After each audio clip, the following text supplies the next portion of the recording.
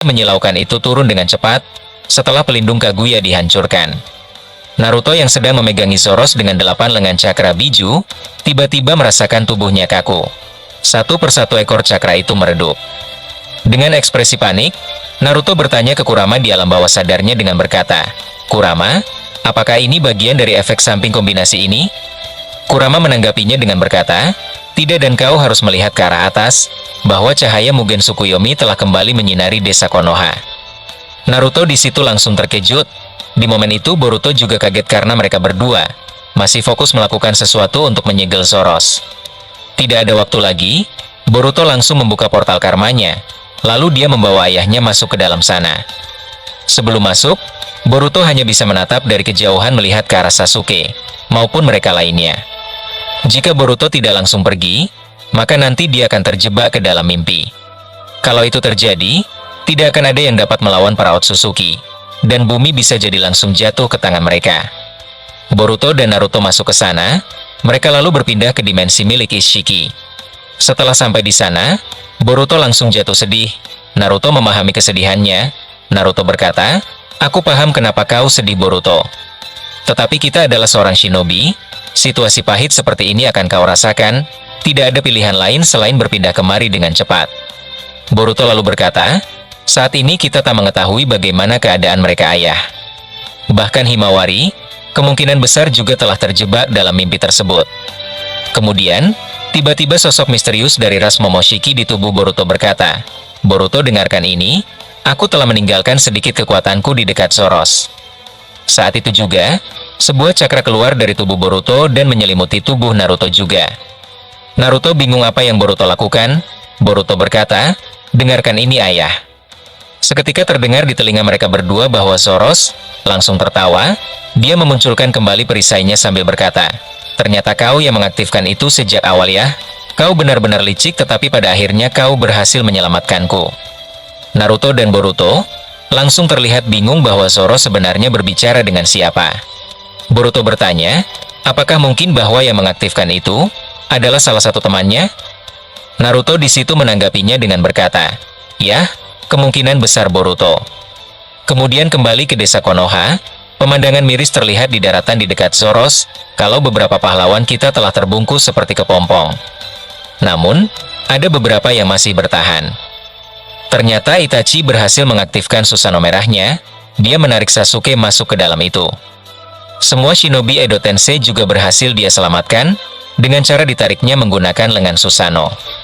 Mungkin hanya Madara Edo Tensei yang tidak, karena tubuhnya telah melebur dan tidak terkena efek Tsukuyomi.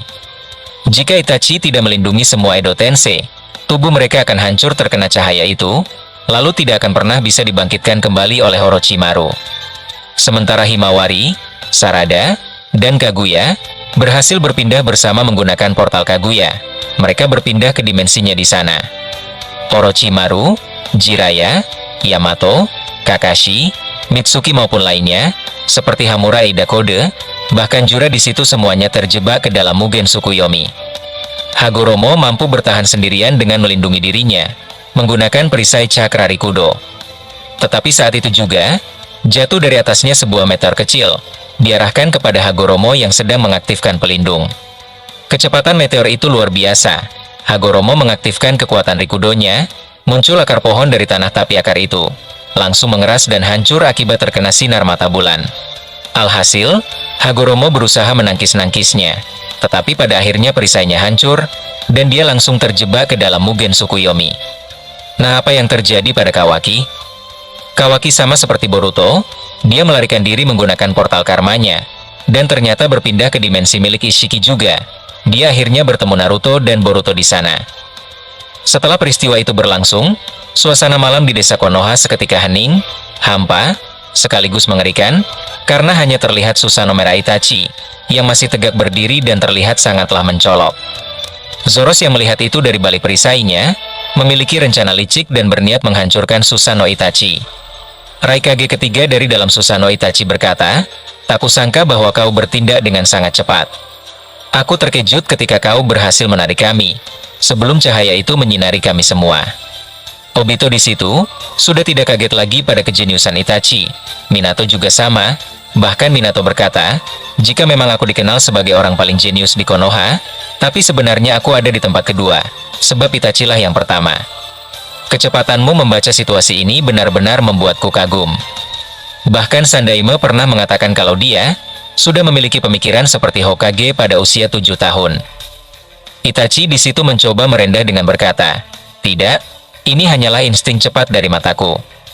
Aku hanya coba mengamati pergerakan Zoro's, sebab sebelumnya dia berbicara dengan orang lain. Aku yakin orang lain itulah yang kemungkinan mengaktifkan Jutsu Mugen Tsukuyomi tersebut. Sehingga aku sudah mewanti-wanti bahwa pelindung Kaguya pasti akan dihancurkan ketika Zoro's mulai terdesak." Dan ternyata benar, pelindungnya hancur. Sinar Mugen Tsukuyomi muncul lagi dan disitulah aku bergerak cepat.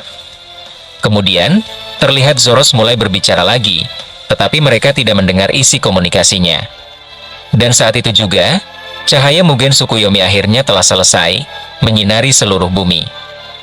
Zoro's menonaktifkan perisainya, dan mulai melakukan sebuah serangan. Obito di situ berkata, "Kita harus segera keluar, atau tetap di sini bertahan dari serangannya." Raikage ketiga tidak setuju, dia ingin keluar karena dia menganggap bahwa mereka bunuh diri, jika hanya bertahan di dalam Susanoo. Itachi melubangi sedikit Susanonya, sebagai jalan keluar bagi mereka. Namun dia menyadari sesuatu sambil berkata, "Tunggu sebentar." Raikage ketiga dan lainnya berhenti bergerak. Obito bertanya ada apa ke Itachi. Itachi seketika mengaktifkan Kage Bunshin, bayangannya keluar dan saat itu juga, bayangannya langsung keras jadi kayu, lalu hancur berkeping-keping. Mereka semua terkejut dan bertanya sebenarnya apa yang terjadi. Itachi berkata, "Ini adalah Fata Morgana. Kita melihat cahaya mata bulan telah hilang, tetapi sebenarnya cahayanya masih ada." Zoro's di sebelah sana, ternyata meminta kepada Algojo pertama dari ras Kaguya, yang telah mengaktifkan itu, agar cahayanya tidak terpengaruh padanya. Dan membuat cahaya bulan seperti hilang, padahal sebenarnya masih ada. Dia di situ langsung kesal, setelah Itachi mengetahui taktik mereka. Dia berkata, "Manusia itu, sebenarnya di mana batas kepintarannya dalam menganalisis sesuatu? Aku harus menghancurkannya terlebih dahulu, sebab dialah yang paling berguna bagi mereka, khusus mayat-mayat hidup tersebut." Saat itu juga, Zoro's terbang sambil menembakkan bom cakra bertubi-tubi ke arah Susanoo Itachi. Itachi langsung menutup kembali lubang kecil itu, dan mereka bertahan dari serangan Algojo kedua. Sasuke di situ langsung mengaktifkan Susanoo-nya juga, kemudian membungkus Susanoo kakaknya. Mereka semua kaget kenapa Zoro's tidak terpengaruh Mugen Tsukuyomi.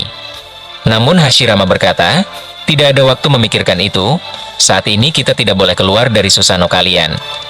Hashirama memunculkan Mokuton, dia melindungi mereka dari dalam Susanoo, kayunya sebagai dinding terakhir melapisi Susanoo.